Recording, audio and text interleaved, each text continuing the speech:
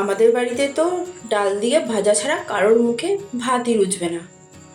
আর আলু ভাজা হলে তো কোনো কথাই নেই। আলু ভাজা খেতে তো আমাদের বাড়িতে সবাই ভালোবাসে, তাই আলুটাকে আজকে আমি একটু অন্যরকম করে ভাজছি। চলো সেটাই তোমরা দেখে নাও। আমি এখানে দুটো আলু নিয়েছি, তোমরা তোমাদের প্রয়োজন অনুযায়ী নেবে। এবার আলুটাকে আমি কিভাবে কাটছি তোমরা দেখে নাও। আলুটা কিন্তু খুব পাতলাও করব না, খুব মোটাও করব না, মিডিয়াম করব। আর লম্বা বলতে অর্ধেক আঙ্গুল মতো লম্বা করব। দেখো আমি কিন্তু এইভাবেই আলুগুলো সব কেটে নিয়েছি। এইভাবে করলে তাড়াতাড়ি হবে আর খেতেও কিন্তু ভালো লাগবে। এইভাবে আমি আলুগুলো সব টুকরো করে নিয়েছি। দেখো আমার কিন্তু আলু কাটা একদম কমপ্লিট। তোমরাও এইভাবে কাটার চেষ্টা করবে, এইভাবে কাটলে কিন্তু খেতেও ভালো লাগবে আর আলুটা কিন্তু বেশ মুচমুচেও হবে।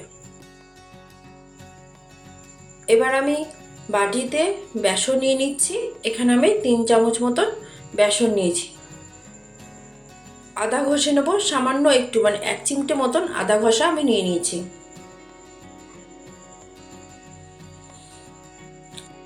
এবার সামান্য পরিমাণে জিরে গুঁড়ো দিয়ে দিলাম, সামান্য অরিগানো দিয়ে দিলাম,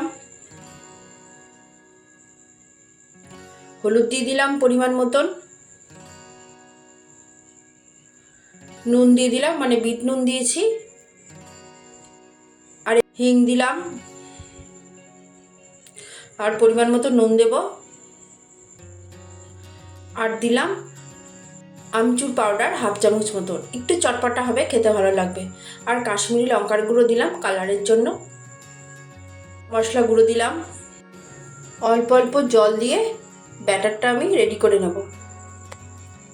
একবারে বেশি জল দিয়ে দেবে না, তাহলে কিন্তু পাতলা হয়ে যেতে পারে।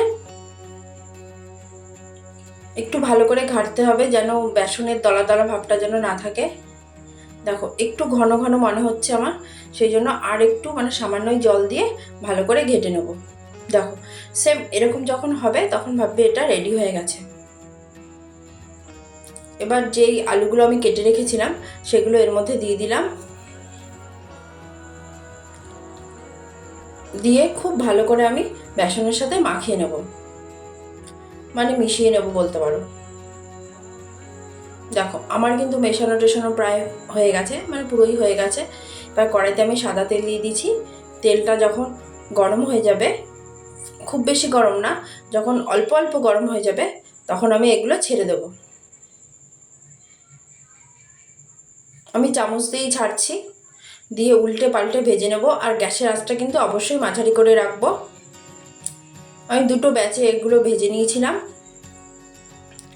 ফার্স্টে কম আঁচে ভাজবো, ওটা ভাজা হয়ে গেলে নামিয়ে নেব।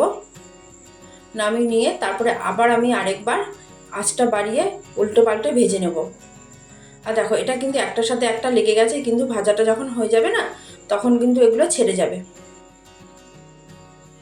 দেখো আমার ভাজাটা কিন্তু হয়ে গেছে। একটু হাতে সময় নিয়ে করবে, তাহলে কিন্তু খেতে খুব ভালো হয়। এই দেখো একটা একটা করে ছেড়ে যাচ্ছে। তোমরা বাড়িতে এভাবে রান্না করে খাবে, চায়ের সাথেও তোমরা এটা খেতে পারো, বা দুপুরে ভাত ডালের সাথেও খেতে পারো। খেতে কিন্তু জাস্ট ফাটাফাটি লাগে। তোমাদের যদি ভালো লাগে লাইক করবে, সাবস্ক্রাইব করবে আর শেয়ার করবে। আর বাড়িতে অবশ্যই এইভাবে রান্না করে খাবে। দেখেছো একটা একটা করে আলুগুলো কিন্তু ছেড়ে যাচ্ছে। আর একটা দুটো যদি লেগেও থাকে তোমরা হাত দিয়ে ছাড়িয়ে নেবে। ব্যাস রেডি। চলো খেয়ে নাও, আমরাও খেয়ে নিই। টাটা।